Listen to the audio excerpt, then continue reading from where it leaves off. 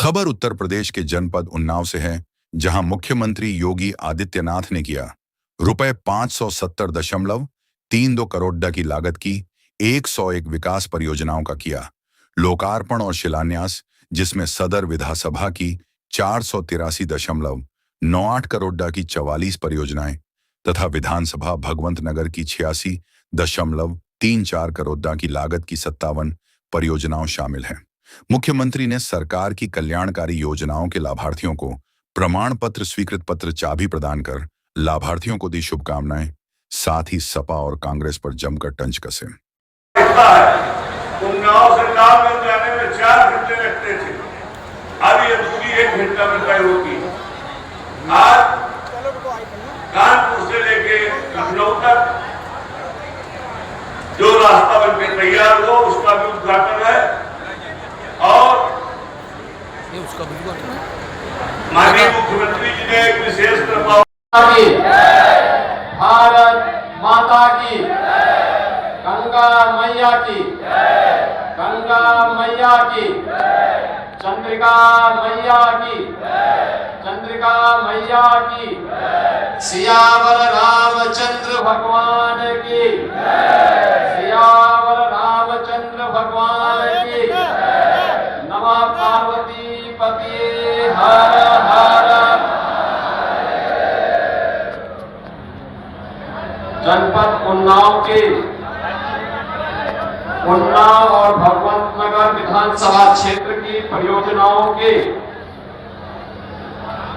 आज के लोकार्पण कार्यक्रम में जिले की प्रभारी मंत्री श्रीमती रजनी तिवारी जी, उन्नाव के लोकप्रिय सांसद डॉक्टर स्वामी सच्चिदानंद हरि साक्षी जी महाराज, जिला पंचायत अध्यक्ष श्रीमती शगुन सिंह जी,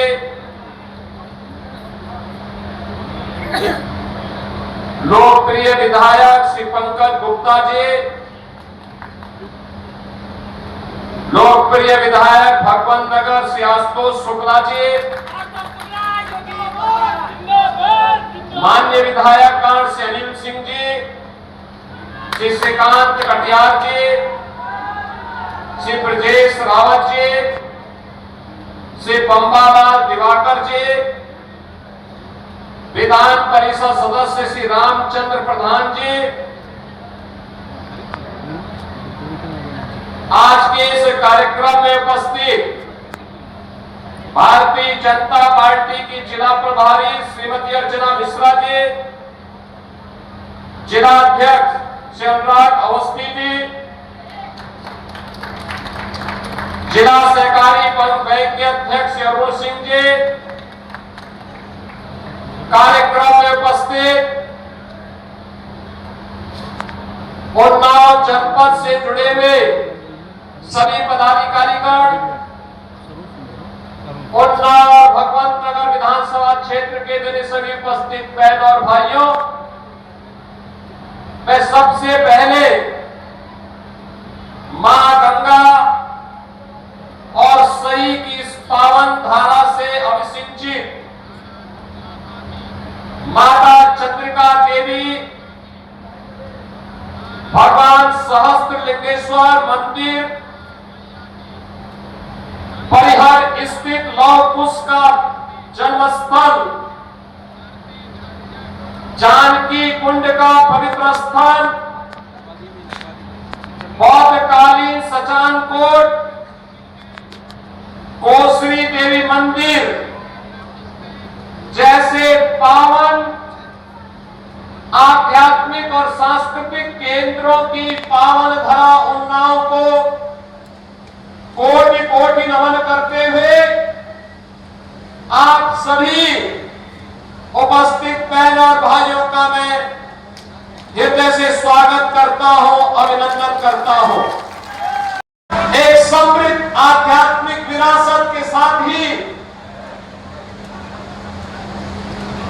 देश की सुरक्षा के लिए और भारत की अस्मिता पर जब भी संकट संकट आया है और संकट से उभारने के लिए, देश की गुलामी की बेड़ियों को तोड़ने के लिए राजा रामराव बख्श सिंह जी, अमर नायक वीर गुलाब सिंह लोधी जी ने ब्रिटिश हुकूमत की जड़ों को खाड़ने के लिए जो अपना बलिदान दिया, और सभी की स्मृतियों को भी मैं कोटि कोटि नमन करता हूं।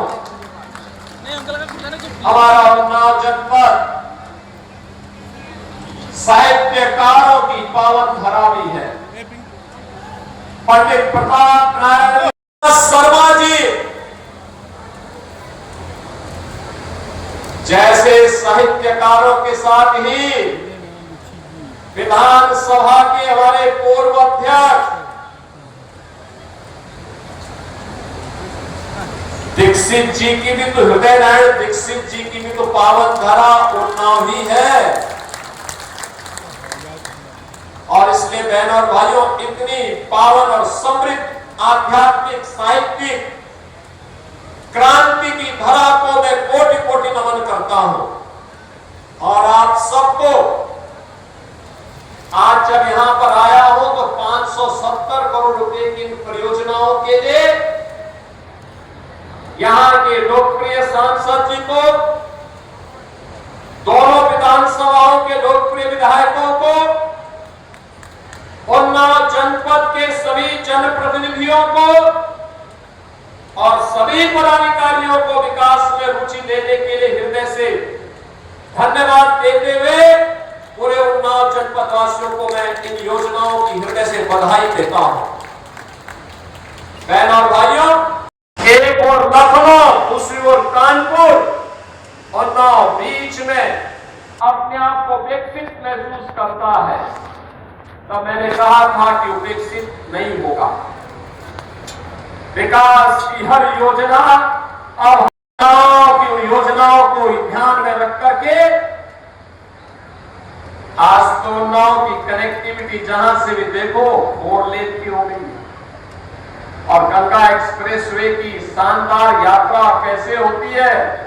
उन्नाव का व्यक्ति अब चाहे तो लखनऊ को बाईपास करके सीधे दिल्ली भी जा सकता है और प्रयागराज भी जा सकता है। कानपुर के लिए भी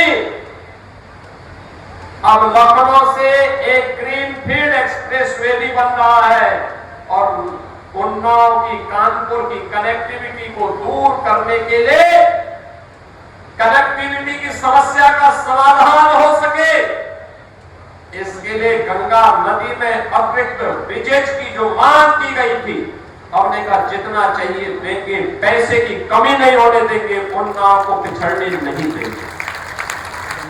आज वह भी आपको यहां पे प्राप्त हुआ। और आज मैं आपको बताने के लिए आया हूं, डिफेंस मैन्युफैक्चरिंग कॉरिडोर में भी और गंगा एक्सप्रेसवे पर यहां पर एक इंडस्ट्रियल क्लस्टर डेवलप हो सके, इसके लिए भी हम लोगों ने उन्नाव जनपद में जमीन अधिग्रहण की कार्रवाई पूरी कर दी है, और तेजी के साथ नए उद्योग अब उन्नाव जनपद में लगेंगे। यहां के नौजवानों को यहीं पे रोजगार प्राप्त होगा। बहनों भाइयों, हम सबको इस बारे में ध्यान रखना। आज हम सब नए भारत के नए उत्तर प्रदेश में रह रहे हैं, एक बदला हुआ प्रदेश। प्रधानमंत्री मोदी जी के यशस्वी नेतृत्व में नया भारत दुनिया के अंदर सिर उठा करके गौरव के साथ चलता। भारत के सामने अब पहचान का संकट नहीं। याद करिए, जब दुनिया आर्थिक मंदी के दौर से गुजर रही थी, पश्चिम एशिया के संकट के दौर से गुजर रही थी, ऊर्जा का भीषण संकट पूरी दुनिया के सामने आया था, तब भी प्रधानमंत्री मोदी जी के नेतृत्व में आर्थिक मंदी में देश की जनता को राहत देने की कार्रवाई रही हो। या फिर ऊर्जा संकट से देश की जनता को उभारने का कार्य रहा हो, भारत ने जो प्रबंधन किया वो दुनिया के लिए प्रेरणा बनी। अकेला भारत है जो इन दोनों चुनौतियों का बखूबी सामना किया, अन्यथा इस समस्या को देने वाला अमेरिका स्वयं महंगाई से त्रस्त है। कई गुना महंगाई बढ़ चुकी है, लेकिन भारत के अंदर हम प्रधानमंत्री मोदी जी के नेतृत्व में सुरक्षित हैं। आस्था का भी सम्मान हो रहा है और अर्थव्यवस्था को भी मजबूती के साथ आगे बढ़ाया जा रहा है। देश की सुरक्षा को पुख्ता इंतजाम किया जा रहा है। देश की सुरक्षा के साथ कोई खिलवाड़ नहीं हो सकता। आंतरिक सुरक्षा में सेंध लगाने वाले नक्सलवादियों को, आतंकवादियों को, उग्रवादियों को उन्हें की भाषा में जवाब दे करके भारत की ताकत का एहसास करवाया जा रहा है। समाज के प्रत्येक तबके के लिए योजनाएं बनी है। प्रधानमंत्री जी ने कहा है देश के अंदर 4 ही जातियां हैं, एक गरीब है, एक अन्नदाता किसान है, एक महिलाओं की है और एक युवाओं की है। और इन सब को ध्यान में रख करके योजनाएं बन रही है।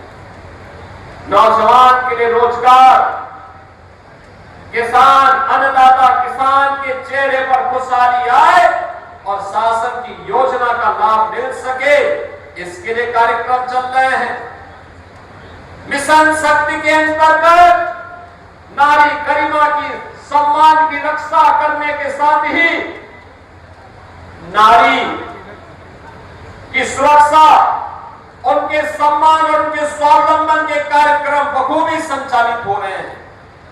ये सभी कार्यक्रम युद्ध स्तर पर आगे बढ़ रहे हैं। बहनों और भाइयों, गरीबों के लिए योजनाएं कैसे चलनी है आज आप देख रहे होंगे। प्रधानमंत्री आवास योजना या मुख्यमंत्री आवास योजना के लिए किसी भी गरीब को किसी के सामने हाथ फैलाने की नौबत नहीं होती है। अधिकारी उसके घर में जाकर के बताते हैं कि आपका चयन हुआ है, आपको स्वीकृति दी जा रही है। पहले गरीब थक जाता था, लेकिन उसको शौचालय तो मिलता ही नहीं था, उसको आवास मिलने की बात भी नहीं थी, पैसा दे करके, घूस दे करके भी नहीं मिलता था।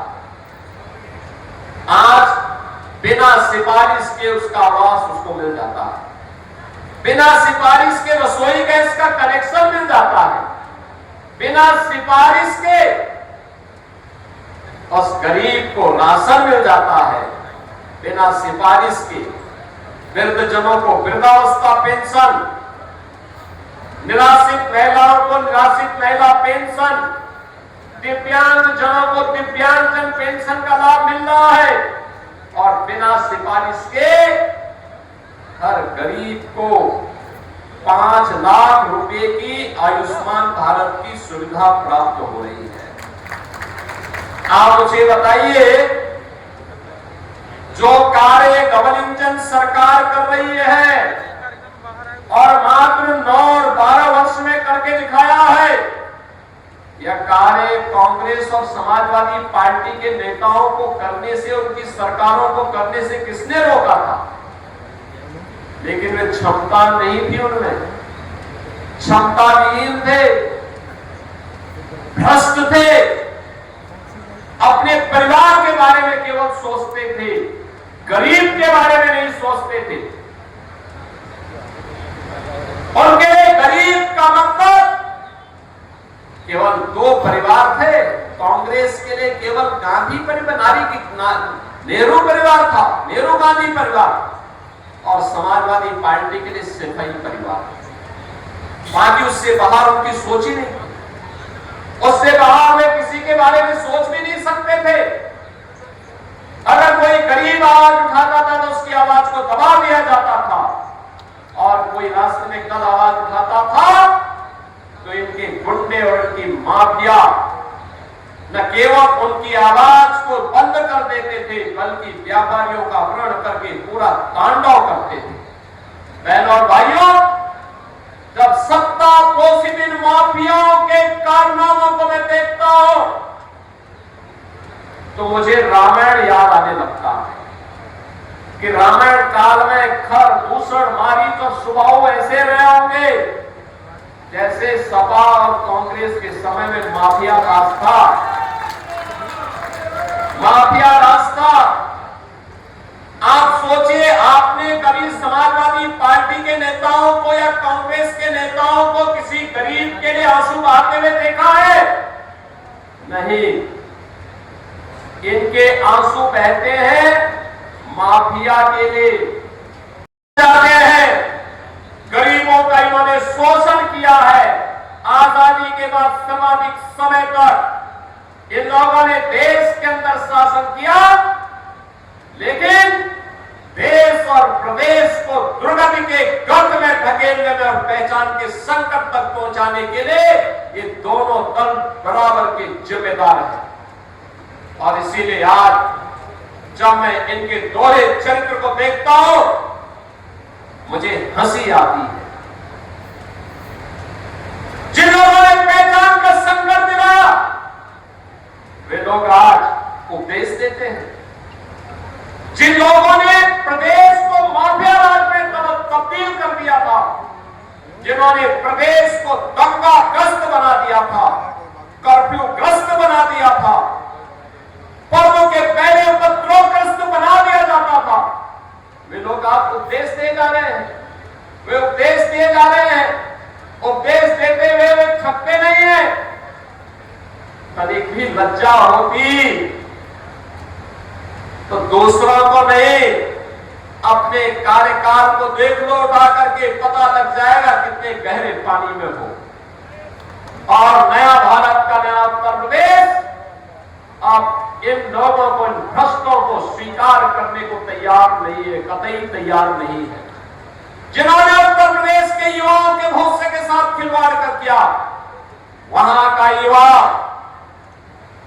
जिनकी युवाओं के रोजगार पर, जिन युवाओं के नौकरियों पर, जिन युवाओं के स्वाभिमान पर इन दलों जबरन खिलवाड़ करने का काम किया है, उस यूपी का युवा इनको कभी स्वीकार नहीं करेगा। और जब भी मौका मिलेगा इनको उस अपमान का, जरूर उस अपमान का बदला लेकर के रहेगा। और यही यूपी का नौजवान लगातार 14 से कर रहा है। बहनों और भाइयों, जिन्होंने प्रकृति और परमात्मा की कृपा की इस भूमि उत्तर प्रदेश के मेहनती अन्नदाता किसानों को आत्महत्या करने के लिए मजबूर किया, वहां का अन्नदाता किसान जिसको उसकी फसल का दाम नहीं मिलता था, जिसका शोषण कर दिया जाता था, जिसको बिजली नहीं मिलती थी, जिसके ट्यूबवेल चोरी हो जाते थे, जो किसान, गन्ना किसान तबाह, प्रधानमंत्री किसान सम्मान निधि का कोई लाभ नहीं, समय पे बीज नहीं, समय पे फर्टिलाइजर नहीं मिल पाता था। और प्रदेश का अन्नदाता किसान भी इन लोगों को स्वीकार नहीं करेगा, बर्दाश्त नहीं करेगा। नारी शक्ति के साक्षात जगत जननी मां भगवती की प्रतीक है। वह तो खर और दूषण और चंड और मुंड से बहुत अच्छी तरह निपटना जानती है। वह तो कतई स्वीकार करेगी ही नहीं, क्योंकि वह इस बात को भूलती नहीं है। जब समाजवादी पार्टी की चर्चा होती है तो देखती है, लोग कोई ना कोई ट्वीट कर लेता है, कह देता है देख सफाई बिटिया घबराई। यही तो होता था प्रदेश में, यही होता था। बहनों और भाइयों, नया भारत और नया उत्तर प्रदेश आज अपने सम्मान और स्वाभिमान के साथ खिलवाड़ करने वाले लोगों को बख्शता नहीं है। विकास और विरासत के के साथ कोई समझौता नहीं करता है।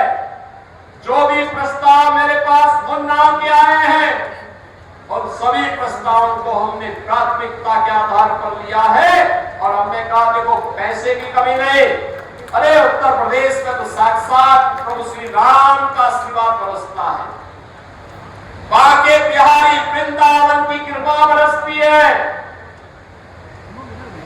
उत्तर प्रदेश पर तो बाबा विश्वनाथ की कृपा बरसती है और मां गंगा का आशीर्वाद भी हम पर बरसती है। उत्तर प्रदेश कैसे बदहाल हो सकता है? आज उत्तर प्रदेश दंगा मुक्त, कर्फ्यू मुक्त प्रदेश। अब कोई उपद्रव नहीं करता है। अब उत्सव पूर्व उपद्रव नहीं हो सकते। कोई पर्व और त्योहार उठाइए आप, जो पर्व और त्योहार एक गरीब के लिए उत्सव पूर्ण माहौल लेकर आते हैं, उसके चेहरे पर खुशहाली लेके आते हैं, और किसी पर्व और त्योहार के बहाने वो बेचारा गरीब अच्छा कपड़ा पहन लेता है। अब वह खुशी के साथ परिवार के संग इस उत्साह का आनंद लेता है। सुरक्षा के बेहतर माहौल में ये उत्साहपूर्ण माहौल बनता है और विकास की इस प्रक्रिया के साथ अपनी इस विरासत को आगे बढ़ाने के अभियान उसी क्रम में हमारी जारी है। और बहनों और भाइयों, आज सबको मैं आपका यही आश्वासन देने के लिए आया हूं, विकास की प्रक्रिया में कोई समस्या नहीं। मैं तो आपको ये भी खुशखबरी देने के लिए आया था कि जो बात हमारे माननीय सांसद जी ने और विधायक जी ने बोली है, अब उससे भी आगे इन्हीं लोगों के साथ चर्चा करने के बाद हम लोगों ने तय किया है, यानी गंगा जी के 2 ब्रिजेज के बाद डिफेंस मैन्युफैक्चरिंग कॉरिडोर के लिए भी हम लोगों ने लगभग 350 हेक्टेयर लैंड, यानी 350 हेक्टेयर लैंड का मतलब आप जानते हैं ना, लगभग 700 एकड़ लैंड और लगभग 200 एकड़ लैंड इंडस्ट्री क्लस्टर के लिए हम लोगों ने उन्नाव जनपद में ही तैयार किया है। इंडस्ट्रीज लगेंगी, लेकिन एक नई खुशखबरी देने के लिए आया हूं मैं, वह है स्टेट कैपिटल रीजन का पार्ट हम लोगों ने उन्नाव को भी बनाया है। स्टेट कैपिटल रीजन का मतलब अब जो विकास लखनऊ में होगा वो केवल हजरतगंज तक सीमित नहीं होगा। हमने कहा था कभी अमर शहीद, अमर नायक वीर गुलाब सिंह लोधी देश को आजाद कराने के लिए उन्नाव से हजरतगंज तक पहुंचे थे, लखनऊ तक पहुंचे थे, और अब लखनऊ का विकास उन्नाव तक पहुंचेगा। उनकी प्रति यही हमारी श्रद्धांजलि है। हम लोगों ने तय किया है अब लखनऊ में विकास जो भी होगा वो लखनऊ तक सीमित नहीं होगा और सीधे उन्नाव होते हुए कानपुर तक जाएगा। और इसके लिए जैसे दिल्ली के अंदर आप देखते होंगे, दिल्ली से देश की पहली रैपिड रेल दिल्ली से मेरठ तक पहुंच गई है, ऐसे ही हम लोगों ने एक प्रस्ताव तैयार कर रहे हैं लखनऊ से हम उन्नाव होते हुए कानपुर तक रैपिड रेल के नए प्रस्ताव को लेकर एक रिंग रोड बनेगा चारों को।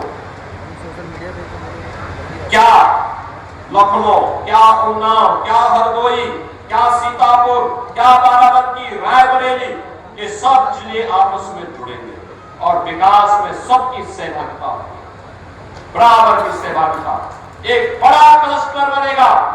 हमारे पास हमारा ऊर्जावान युवा है, हमारा मेहनती अन्नदाता किसान है, आधी आबादी की ताकत है,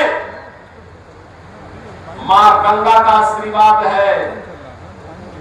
क्यों नहीं अब हमारा उन्नाव भी विकास की प्रक्रिया में एक विकसित उन्नाव के रूप में अपने आप को प्रस्तुत करे और इसके लिए अलग अलग जनपदों में अलग अलग क्लस्टर विकसित किए जा रहे हैं। व्यापक कार्य योजना बन रही है। वर्ल्ड क्लास इंफ्रास्ट्रक्चर विकसित करने की तैयारी चल रही है। विकास की योजना केवल आज को ध्यान में रख करके नहीं, आगामी 100 वर्षों की कार्य योजना लेकर के चला जाना कि 100 वर्ष के बाद भी वर्तमान जो उस समय की पीढ़ी होगी, वह पीढ़ी जब सोचेगी कि डॉक्टर स्वामी सच्चिदानंद साक्षी जी महाराज यहाँ के सांसद थे, उस समय के यहाँ के विधायक, हमारे जो भी जनप्रतिनिधिगण हैं, इनके बारे में कि पंकज गुप्ता उस समय यहाँ के विधायक, पल्याउन्नाव के विधायक थे, 100 वर्ष के बाद भी जब बोलेंगे कि भगवंत नगर में कभी हृदय नारायण दीक्षित जी ने, कभी आशुतोष शुक्ला जी ने नेतृत्व किया, उस समय याद करेंगे कि कोई विकास की कार्य योजना का काम इन्होंने ये आधारशिला रखी थी। ऐसे ही जैसे गंगा एक्सप्रेस वे बनते हैं, गंगा एक्सप्रेस वे देखा ना, देश की सबसे बड़ी एक्सप्रेस वे है ये। कोई चलेगा एक बार तो उसको लगेगा कि कैसे एक्सप्रेस वे में ग्लोबल स्टैंडर्ड को लागू किया जाता है। उसकी राइडिंग क्वालिटी वही है जो दुनिया के अंदर सबसे अच्छी सड़क की होगी, वो गंगा एक्सप्रेस वे में आपको देखने होगी, और उन्नाव भी उसके साथ जुड़ा हुआ है। उन्नाव भी उसके साथ जुड़े, इसीलिए जो हमें उद्घाटन करवाना था तो हमने किसी और जगह नहीं करवाया, प्रधानमंत्री जी को उन्नाव और हरदोई के बीच में आमंत्रित किया, और मैं उन्नाव के वासियों का हृदय से धन्यवाद दूंगा कि प्रधानमंत्री जी के स्वागत के लिए उन्नाव के लोग बड़ी खुशी के साथ आए। आप देखो कितनी अच्छी कनेक्टिविटी हो रही है आपकी। यूपी जैसे राज्य में इंफ्रास्ट्रक्चर हो, आज एक्सप्रेस वे पर यूपी का एकाधिकार है, एयर कनेक्टिविटी में यूपी का एकाधिकार है। सबसे बड़ा देश का एयरपोर्ट आज नोएडा इंटरनेशनल एयरपोर्ट प्रारंभ हो गया है जेवर में। ये यूपी की एक ग्रोथ इंजन की स्टोरी बनने जा रही है। भारत के विकास में यूपी के योगदान के बारे में आगे निरंतर कार्य करेगा। बहनों और भाइयों, उस नए विकास की प्रक्रिया के साथ जोड़ने के लिए उन्नाव को आज मैं यहाँ पर उपस्थित हुआ हूँ। अभी तो हमने केवल 2 ही विधानसभा की है, अभी ऐसे अन्य विधानसभा क्षेत्रों में भी हम लोग लगातार दौरा करेंगे, विकास की योजनाओं को लेके आएंगे, कुछ का शिलान्यास, कुछ का उद्घाटन निरंतर। आपने अच्छे लोग चुन के भेजे हैं, इसलिए अच्छा विकास हुआ। अच्छे लोग चुन करके जा रहे हैं, इसलिए विकास हो जा रहा है। अगर विकास में बाधा थी तो गलत लोग जब चुन के जाते थे, गलत लोगों की सरकार बनती थी, उनकी सोच संकुचित थी। याद करिए, एक सोच हुआ थी जो सेफाई को ही प्रदेश मान लेती थी, सेफाई को ही प्रदेश मान लेती थी। और एक मोदी जी की सोच है, पूरे भारत को उन्होंने अपना घर माना है, और भारत के 140 करोड़ लोगों को अपना परिवार माना है। हम लोगों के लिए लोग बोलते हैं, मैं कहता हूं कि देखो, मेरे लिए तो उत्तर प्रदेश ही घर है, और उत्तर प्रदेश की 25 करोड़ जनता ही मेरा परिवार है। उसके हितों का संवर्धन करना, उसकी सुरक्षा करना, उसकी समृद्धि की चिंता करना, ये हम लोगों की मिशन का पार्ट है। और इसीलिए हम लोग आगे बढ़े। तभी मैं देख रहा था, 2 बच्चे थे, उनका अन्नप्राशन कराना था। साक्षी जी ने कहा कि बच्चे रो रहे थे पहले, लेकिन जब हम लोग गए तो बच्चे मेरे पास आए, जैसे सामने पहुंचे उन्होंने रोना बंद कर दिया। साक्षी जी बोले, रो नहीं रहे हैं? मैंने कहा उन बच्चों को पता है, क्योंकि बच्चे तो ईश्वरीय देन होते हैं, साक्षात ईश्वर के प्रतीक होते हैं। मैंने कहा उनको मालूम है कि अब आगे हम सुरक्षित हैं, बहुत से सुरक्षित हैं। अब बहुत से सुरक्षित ही नहीं, ये पीढ़ी जब सुरक्षित है तो देश के भविष्य को और सुरक्षित करके प्रधानमंत्री मोदी जी के विजन को लोग आगे बढ़ाने में सक्षम होंगे। और बहनों और भाइयों, उसी आश्वासन के साथ आप सभी को मैं आश्वस्त करने के लिए आया हूं कि उन्नाव को विकास की इस प्रक्रिया के साथ बिना रुके, बिना डिगे, बिना थके, बिना झुके आगे बढ़ने की तैयारी करनी चाहिए। और मैं आपको आश्वस्त करता हूं, विकास के कार्य के लिए पैसे की कमी नहीं पड़ेगी। डबल इंजन सरकार पूरी मजबूती के साथ उन्नाव के साथ खड़ी है, यहाँ के युवाओं के लिए खड़ी है, यहाँ की आधी आबादी के लिए खड़ी है, यहाँ के गरीबों के उत्थान के लिए खड़ी है और अन्नदाता किसानों की खुशहाली के लिए खड़ी है। इसी विश्वास के साथ मैं 570 करोड़ रुपए की इन परियोजनाओं को इन दोनों विधानसभाओं को अर्पित करता हूं। मैं इस अवसर पर वीर शहीद गुलाब सिंह लोधी जी की स्मृतियों का नमन करता हूं।